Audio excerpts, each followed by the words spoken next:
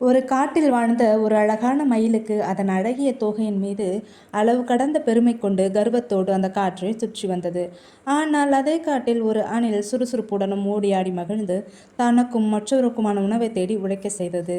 கர்வத்தை சுமந்து ஆடிய மயில் அணிலை பார்க்கும் போதெல்லாம், "ஒய் அணிலே, உனக்கு வேறு வேலையே இல்லையா? இப்படி ஓடி ஆடி மண்ணில் விளையாடி தூசியாவதை விட என்னை போல அழகாக அமர்ந்து இந்த உலகை கவர்வதுதான் உண்மையான வேலை" என்று தினமும் கிண்டல் செய்யும். அதற்கு அணில் சிரித்து கொண்டே, "மயிலண்ணா, உங்க அழகு ரசிக்க மட்டும்தான் பயன்படும். ஆனால் சுறுசுறுப்பும் உழைப்பும் தான் வாழ்க்கையை நகர்த்தும் சக்தி" என்று சொல்லிவிட்டு தன் வேலையை பார்க்க தொடங்கும் அணில். இப்படியே நாட்கள் உருண்டோட ஒரு நாள் காட்டில் பலத்த மழை பெய்தது. சில நாட்கள் தொடர்ந்து மழை பெய்ததால் காற்றாடு ஒன்று நிரம்பி வழிந்து வன விலங்குகள் வழக்கமாக செல்லும் பாதையை தடுத்துவிட்டது. இப்போ மயிலும் மற்ற விலங்குகளும் காற்றாற்றுக்கு அந்த பக்கம் சென்றாக வேண்டும். தங்குவதற்கும் தூங்குவதற்கும் ஏற்ற சூழல் அந்த பக்கமே இருந்தது. இந்நிலையில் காற்றாறு வெள்ளத்தை பார்த்து மற்ற விலங்குகள் பயந்து கொண்டிருக்க, மயிலுக்கு தன்னுடைய அழகிய தொகைக்கு தண்ணீரால் ஆபத்து வந்து சேதமாகிவிடுமோ என்று நினைத்து அஞ்சியது.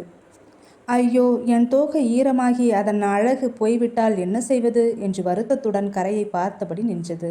அப்போது அணிலும் இன்னும் சில முயல்களும் ஆமைகளும் ஒன்று சேர்ந்து காற்றாற்று வெள்ள ஓட்டத்திற்கிடையில் கரையின் ஓரத்தில் இருந்த ஒரு காய்ந்த மரத்தை தங்கள் மொத்த பலத்தையும் கொண்டு தள்ளிவிட்டு ஒரு மர பாலமாக மாற்றிவிட்டன. பிறகு அணில், "இப்போ எல்லோரும் பயப்படாம வாங்க" என்று சொல்ல எல்லா விலங்குகளும் ஆற்றை கடந்து சென்றது. மயில் மட்டும் அணிலை பார்த்து கொண்டிருந்தது. மயில் அணிலிடம் சென்று, "என் அழகை ரசித்து பெருமைப்பட்டு என்னை நானே உயர்வாக எண்ணினேன். ஆனால் நீ உன் உழைப்பாலும் சுறுசுறுப்பாலும் மற்றவர்களுக்கு உதவி செய்து காப்பாற்றினாய். என்னை மன்னித்து விடு. உழைப்புதான் உண்மையான அழகு என்று புரிந்து கொண்டேன்" என்று மயில் கூறியதோடு அன்றிலிருந்து தன் கர்வத்தை குறைத்தும் கொண்டது. இனிய மக்களே, கதை எப்படி இருக்குது? இந்த கதை நமக்கு உணர்த்தும் செய்தி, அழகு அழகு என்று தன் ஆற்றல் முழுவதையும் வீணாக்கி விடாமல் அடுத்தவர் மீது கொஞ்சம் கனிவும் கரிசனையும் காட்ட பழகி கொண்டால் அதுவே மனித இனத்திற்கு பேரழகாக இருக்கும் என்பதில் மாற்று கருத்து இல்லை. மக்களே, ஒரு முறை யூடியூப்பில் ஒரு ஷார்ட்ஸில் ஒரு காமெடியை பார்த்தேன். நீங்களும் பார்த்துருப்பீங்க. ஒரு பெண் தன்னுடைய மேக்கப்பை கலைத்து தர வேண்டி அவர் கணவரிடம் சொல்ல, அவர் ஒரு உளியையும் சுத்தியலையும் கொண்டு வந்து மெதுவாக செதுக்கி எடுப்பது போலவும் அதுவும் அக்காக பெயர்ந்து விழுவது போல காட்சிப்படுத்தியிருப்பாங்க.